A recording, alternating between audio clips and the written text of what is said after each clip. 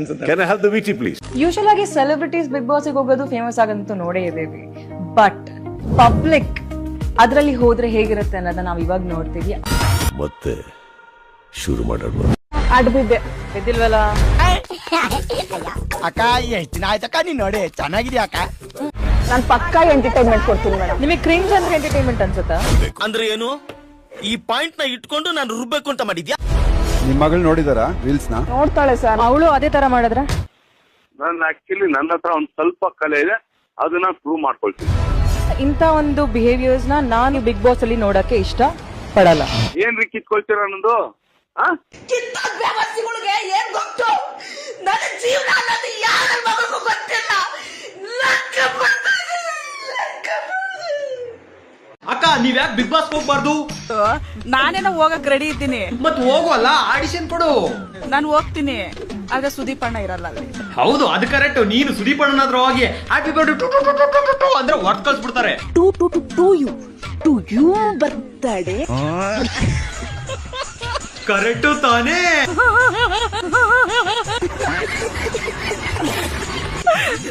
ಯಾಕಂದ್ರೆ ನಮ್ಮಂತ ಏನ ಮುಚ್ಚಿಲ್ಲ ಸೇರ್ಸ್ಕೊಳ್ರೆ ಅವ್ರಿಗೆ ಹೆಂಗ್ ತಡ್ಕೊಂತಾರೆ ಹೇಳಿ.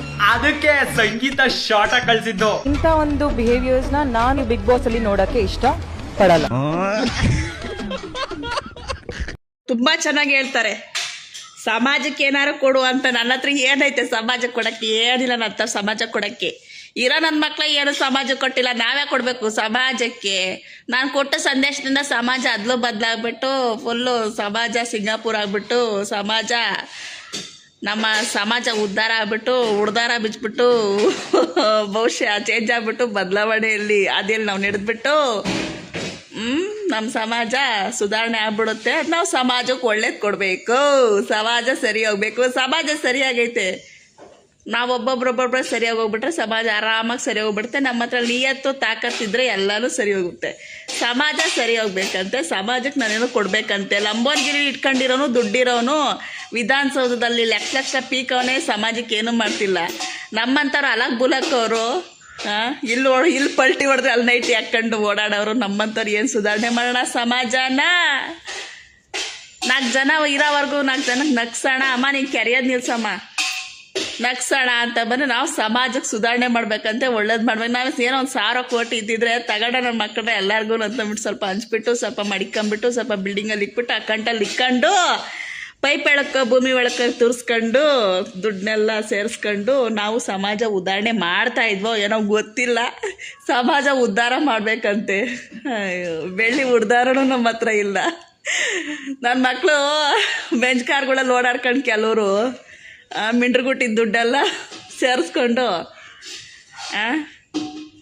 ಅವ್ರ ವಂಶಕ್ಕೆ ಅವ್ರ ವಂಶಕ್ಕೆ ದುಡ್ಡುಗಳೆಲ್ಲ ಸೇರಿಸ್ಕೊಂಡು ಇಕ್ಕೊಂಡು ನನ್ನ ಮಕ್ಳು ಕುಡ್ಕೊಂಡು ಎಂಜಾಯ್ ಮಾಡ್ಕೊಂಡು ಸ್ಟಾರ್ ಹೋಟ್ಲ್ಗಳಲ್ಲಿ ಊಟ ಮಾಡ್ಕೊಂಡು ತೆಲಾಡ್ಕೊಂಡು ಗುಂಗಲ್ಲಿ ರೋಡಲ್ಲಿ ಅಲ್ಕೊಂಡು ಬಡವ್ರ ಮೇಲೆ ಕಾರ ಹತ್ತಿಸ್ಕೊಂಡು ನನ್ನ ಮಕ್ಕಳು ಅತ್ಯಾಚಾರ ಅನಾಚಾರ ಮಾಡ್ಕೊಂಡು ಓಡಾಡ್ತಿರೋರೆ ಸಮಾಜಕ್ಕೆ ಒಳ್ಳೆಯವ್ರು ಮಾಡ್ತಾ ಇದ್ದಾರ. ಅದ್ರ ಬಗ್ಗೆ ಕೇಳಕ್ಕೆ ನನ್ನ ಮಕ್ಳಿಗೆ ಮೀಟ್ರ್ಗಳಿಲ್ಲ. ನಾನು ಕೇಳ್ತಾ ಸಮಾಜಕ್ಕೆ ಒಳ್ಳೇದು ಮಾಡು ಅಂತ. ನನ್ನಂತ ಅಲಗ್ ಬುಲಕ್ ತಿಕ್ಲು ನನ್ನ ಮಕ್ಕಳಿಗೆಲ್ಲ ಸಮಾಜಕ್ಕೆ ಒಳ್ಳೇದು ಮಾಡ್ತಾರಂತ ನೀವು ಎಕ್ಸ್ಪೆಕ್ಟೇಷನ್ ಇಟ್ಕೊಂಡ್ರೆ ಅದು ನಿಮ್ಮ ತಪ್ಪು. ಇರೋದು ಬರೋದೆಲ್ಲ ಮಾತಾಡೋದಕ್ಕೆ ನಂಗೆ ಬರೋದಿಲ್ಲ. ನಂಗೆ ಹಿಂಗೆ ಬರೋದು ಮಾತಾಡೋದಕ್ಕೆ. ನಾ ಸಮಾಜಕ್ಕೆ ಒಳ್ಳೇದು ಮಾಡೋಷ್ಟು ಒಳ್ಳೆಯವಳಲ್ಲ. ಸುಧಾರಣೆ ಮಾಡೋಕ್ಕೆ ನಾನೇನು ರಾಜಕಾರಣದಲ್ಲಿಲ್ಲ. ಹಂಗಂತ ಅನಾಚಾರ ಭ್ರಷ್ಟಾಚಾರ ಅಂತೂ ಮಾಡೋದಿಲ್ಲ. ಸಮಾಜಕ್ಕೆ ನಮ್ಮ ಕಡೆಯಿಂದ ಒಳ್ಳೇದೇನು ಸಿಗಲ್ಲ. ಕ್ರಿಂಜ್ ಕಂಟೆಂಟ್ ಅಂದರೆ ಎಂಟರ್ಟೈನ್ಮೆಂಟ್ ಅಂತ ಕೇಳಿದ್ದೀರಾ. ಬಟ್ ನೀವೆಲ್ಲ ಸೆಲೆಕ್ಷನ್ ಮಾಡಿರೋದು ಎಲ್ಲ ಕ್ರಿಂಜ್ ಕಂಟೆಂಟ್ ಇರೋರ್ನೇ ಅಲ್ವಾ? ನೀವು ಸೆಲೆಕ್ಷನ್ ಮಾಡ್ಕೊಳ್ಳೋದು ಅಂಥವ್ರನ್ನೇ.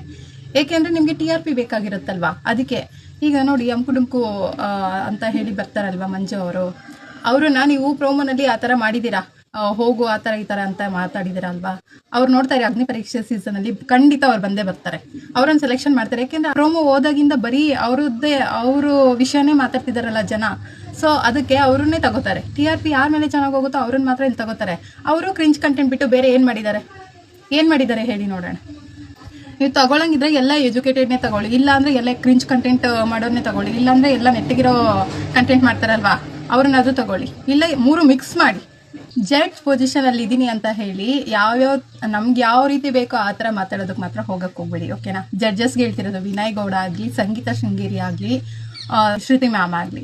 ಸಂಗೀತ ಶೃಂಗೇರಿ ಅವರು ಹೇಳಿದ್ದಾರೆ, ನಿಮ್ಮಂಥವ್ರು ಅಂದರೆ ನಿಮ್ಮಂಥ ಬಿಹೇವಿಯರ್ ಇರೋರು ಈ ಶೋಗೆ ಕಳಿಸೋದಕ್ಕೆ ನನಗೆ ಇಷ್ಟ ಇಲ್ಲ ಅಂತ ಅಲ್ವಾ? ನೀವು ಒಂದು ಅರ್ಥ ಮಾಡ್ಕೊಳ್ಳಿ, ಸೀಸನ್ 10ನಲ್ಲಿ ನಿಮ್ಗೊಂದು ಅವಕಾಶ ಸಿಕ್ಕಿದ್ದಕ್ಕೆ ನೀವು ಇಲ್ಲಿರೋದು, ಇಲ್ಲಾಂದ್ರೆ ನೀವು ಇಲ್ಲಿರ್ತಾ ಇರಲಿಲ್ಲ, ಅದು ನೆನ್ಪಿಟ್ಕೊಳ್ಳಿ, ಸರಿನಾ? ನೀವು ಬಿಹೇವಿಯರ್ ಬಗ್ಗೆ ಮಾತಾಡಬೇಕಾದ್ರೆ ನೀವು ಅವರನ್ನು ಯಾವ ಥರ ಸೆಲೆಕ್ಷನ್ ಮಾಡಿದ್ದೀರಾ?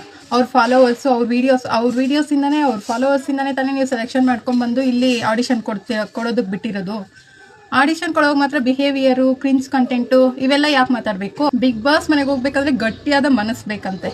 ನೀವು ಫಸ್ಟು ಅಗ್ನಿ ಪರೀಕ್ಷೆಗೆ ಸೆಲೆಕ್ಟ್ ಮಾಡಿ ಆಮೇಲೆ ಅವ್ರು ಗಟ್ಟಿಯಾದ ಮನಸ್ಸು ಮಾಡ್ತಾರೆ. ನೀವೇನಕ್ಕೆ ಬಂದಿರೋದು ಇಲ್ಲಿಗೆ ಗೊತ್ತಿಲ್ವಲ್ಲ ಅಂತ ಶ್ರುತಿ ಮ್ಯಾಮ್ ಕೇಳಿದ್ರು. ನಿಮಗೆ ಅವ್ರು ಏನಕ್ಕೆ ಬಂದಿದ್ದಾರೆ ಅಂತ ನಿಮಗೆ ಗೊತ್ತಿಲ್ವಾ? ಆಡಿಷನ್ ಕೊಡೋದಕ್ಕೆ ಬಂದಿದ್ದಾರೆ. ನೀವು ಒಂದೇ ಮಾತಲ್ಲ ನೀವು ಒಂದೇ ಸರಿ ಆ ಮಾತು ಅಂದ್ಬಿಟ್ರೆ ಅವ್ರು ಇನ್ನೇನು ಆಡಿಷನ್ ಕೊಡ್ತಾರೆ ಹೇಳಿ? ಕಾಮನರ್ಸ್ ಅಂತ ಅಂದಿದ ಮಾತ್ರಕ್ಕೆ ನೀವು ಯಾವ ಥರ ಅಂದರೆ ಆ ಥರ ಎಲ್ಲ ಜಡ್ಜ್ ಮಾಡಬಾರ್ದು ಅಲ್ವಾ? ನಿಮಗೆಲ್ಲ ಅದೇ ರೀತಿನೇ ಜಡ್ಜ್ ಮಾಡಿ ಆಮೇಲೆ ಒಳಗಡೆ ಕಳ್ಸಿದ್ರೆ ಬಿಗ್ ಬಾಸ್ ಮನೆಗೆ ನಿಮ್ಗೊಂಥರ ನ್ಯಾಯ, ಕಾಮನರ್ಸ್ಗೆಲ್ಲ ಒಂಥರ ನ್ಯಾಯನಾ? ನಿಜ ಹೇಳಬೇಕು ಅಂದರೆ ಬಿಹೇವಿಯರ್ ಬಗ್ಗೆ ಅಲ್ಲಿವರೆಗೂ ಹೋಗ್ಬಾರ್ದಾಗಿತ್ತು. ಬಿಹೇವಿಯರ್ ಬಗ್ಗೆ ನೀವು ಮಾತಾಡೋ ರೈಟ್ಸ್ ಇಲ್ಲ. ನಿಮ್ದೇನು ಅಂದರೆ ನೀವು ಜಡ್ಜ್ ಮಾಡಬೇಕು ಅಷ್ಟೇ. ಜಡ್ಜ್ ಏನಿದೆಯೋ ಅದು ಆಡಿಷನ್ ತಗೋಬೇಕು. ಆಡಿಷನ್ ಚೆನ್ನಾಗಿಲ್ವಾ ಅದು ಮಾತ್ರ ಜಡ್ಜ್ ಮಾಡಬೇಕು. ಬಿಹೇವಿಯರ್ ಬಗ್ಗೆ ನೀವು ಮಾತಾಡಂಗಿಲ್ಲ, ರೈಟ್ಸೇ ಇಲ್ಲ. ಬಂದಿಲ್ಲ, ನಾನು ಹಿಂಗೆ ಇರೋದು, ಹಿಂಗೆ ಹೋಗ ಸಖತ್ ಆಕ್ಟಿಂಗ್ ಮಾಡ್ತಿದ್ದೆ ಕಾರಣ ಆಗಲ್ಲ ಅಂದ್ರೆ ಹೋಗ್ತಾ ಇರೋ.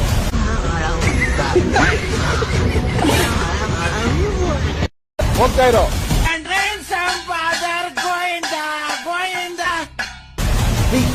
ಅಗ್ನಿ ಪರೀಕ್ಷೆ ಇದೆ ಭಾನುವಾರ ರಾತ್ರಿ. ಮಂಜು ಒಲಿಯ ಸಮಕುಟುಂಬಕ್ಕೂ ಪಾಪ ಕರ್ನಾಟಕದಲ್ಲೇ ನಾಪತ್ತೆ ಆಗ್ಬಿಟ್ಟಿದ್ದಾನೆ ಅವನು. ಸಿಗ್ತಾನೆ ಇಲ್ಲ. ಯಾವ ಹಾಸ್ಪಿಟಲ್ ಅಲ್ಲಿ ಮಲಗಿದಾರಂತ ವಿಷಯ ಕೇಳ್ಪಟ್ಟೆ. ಊಟ ನೀರು ಬಿಟ್ಟು ಮಗ ನೀನ್ ಇನ್ನೊಂದ್ಸತಿ ಚಾನ್ಸ್ ಸಿಗುತ್ತೋ? ಊಟ ನೀರು ಬಿಟ್ರೆ ಏನೋ ಸಿಗುತ್ತಲ್ಲ ಈ ಮಂಜು ಅಲ್ಲಿಯ ಸಮಕುಟುಂಬಕ್ಕೂ ಏನೇನೋ ಕೊಡ್ತಾ ಇದಾರೆ ಗೈಸ್. ಚಾಲೆಂಜ್ ಮಾತ್ರ ಅಲ್ಟಿ ಚಾಲೆಂಜಸ್. ಏನಪ್ಪಾ ಅಂದ್ರೆ ಸಗಣಿ ನೀರು ಕುಡಿ, ಎಣ್ಣೆ ನೀರು ಕುಡಿ, ಬೆಲೆ ಬೋಗಿಸ್ಕೋ, ಮೀಸೆ ಬೋಗಿಸ್ಕೋ, ಅಗ್ನಿ ಪರೀಕ್ಷೆ ಅಂದ್ರೆ ಏನು ಅಂತ ತೋರಿಸ್ತಾ ಇದಾರೆ. ಎಲ್ಲ ಇದು ಬೆಂಕಿ ಹಚ್ತಾ ಇದಾರೆ ಇಲ್ಲಿ. ಸಖತ್ತಾಗಿದೆ ಪ್ರೋಮೋ ಮಾತ್ರ. ಅದ್ರಲ್ಲಿ ಒಂದ್ ಸ್ವಲ್ಪ ಬೇಜಾರಾಗಿದ್ದು ಅಂದ್ರೆ ಮಂಜು ಅಲಿಯ ಸಮಕುಟುಂಬಕ್ಕೂ ಅವನೇನೆ ಅವರ ಮೇಂಟೈನ್ ಮಾಡ್ಕೊಂಡ್ ಬಂದಿದ್ದಾನೆ. ಚೆನ್ನಾಗಿದೆ ಗೈಸ್, ಅಂದ್ರೆ ನೋಡ್ಲಿಕ್ಕೆ ತುಂಬಾ ಚೆನ್ನಾಗಿದೆ. ಆದ್ರೆ ಬಿಗ್ ಬಾಸ್ ಎಲ್ಲರೂ ಮಂಜು ಸೆಲೆಕ್ಟ್ ಆಗಿ ಹೋಗಿದ್ರೆ ನಾನಂತೂ ನಮ್ಮ ತಾಯಿನಗೂ ಬಿಗ್ ಬಾಸ್ ನೋಡ್ತಾ ಇದ್ದಿಲ್ಲ. ಅವ್ನು ಹಿಂದೆ ನೋಡಕ್ ಆಗ್ತಾ ಇಲ್ಲ. ನಿಮ್ ಬಿಗ್ ಬಾಸ್ ಒಳಗೆ ಏನ್ ನೋಡಕ್ ನಾವು ಅಮ್ಕೊಂಡ ಕಂದಿದ ಬಿಗ್ ಬಾಸ್ ಅಲ್ಲಿ ಬರ್ಬಾರ್ದಪ್ಪ. ಟಿವಿನ ಹೊರದಾಕ್ಬಿಡ್ತೀನಿ ಅವತ್ತು ನೈಟೇನೆ. ಯಾಕೆ ಬ್ರೋ? ಇಲ್ಲೇ ಅಮ್ಕ ಅಂತ ನಾನು ಮುಖ ಅಂದ್ರೆ ಯಾರು ನೋಡ್ತಾರೆ? ಅಯ್ಯೋ ಅಮ್ಕು ನೀನ್ ಎಲ್ಲಿಂದ ಅಲ್ಲೇ ಇದ್ಬಿಡು. ಬಿಗ್ ಬಾಸ್ಗೆ ನೀನ್ ಹೋದ ಅನ್ಕೋ, ನಮ್ ತಾಯಿನಾಗ 15 ಟಿವಿ ಒಂದೇಟು ವರ್ಷ ಸಾಕ್ಬಿಡ್ತೀನಿ. ಟಿವಿನ ಹೊರಗೆ ಸಾಕ್ಬಿಡ್ತೀನಿ ಅವತ್ತು.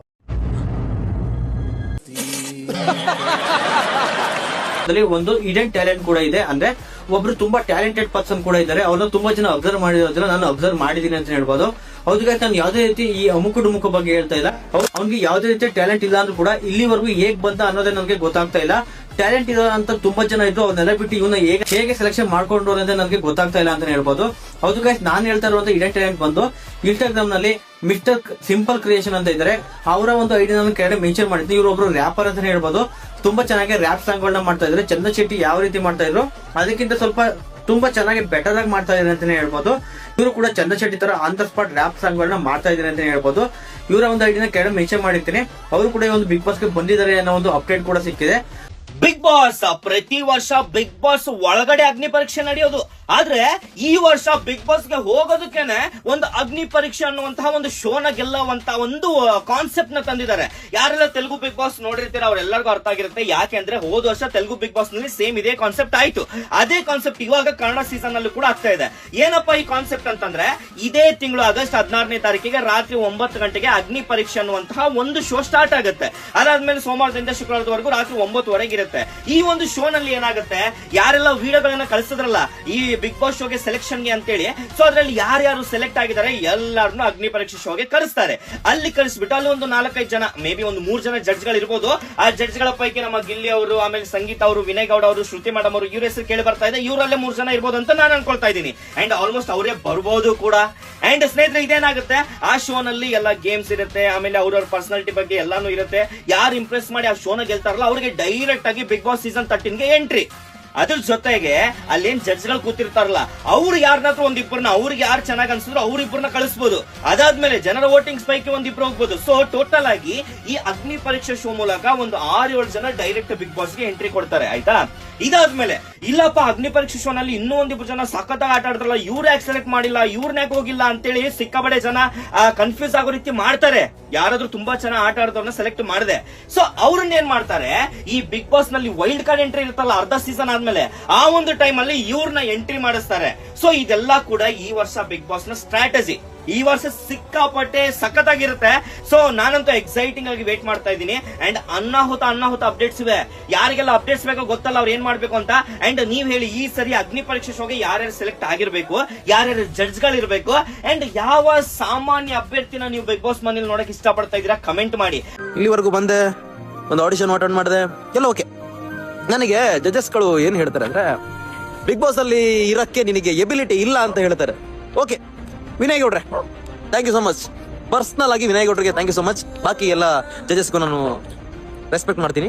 ಸೊ ಇರ್ತಕ್ಕಂಥ ಸ್ವಲ್ಪ ಟೈಮಲ್ಲಿ ಇಂಪ್ರೆಸ್ ಮಾಡೋಕ್ಕಾಗ್ಲಿ, ನಾಟಕ ಆಡೋಕ್ಕಾಗ್ಲಿ ನನಗಾಗ್ಲಿಲ್ಲ.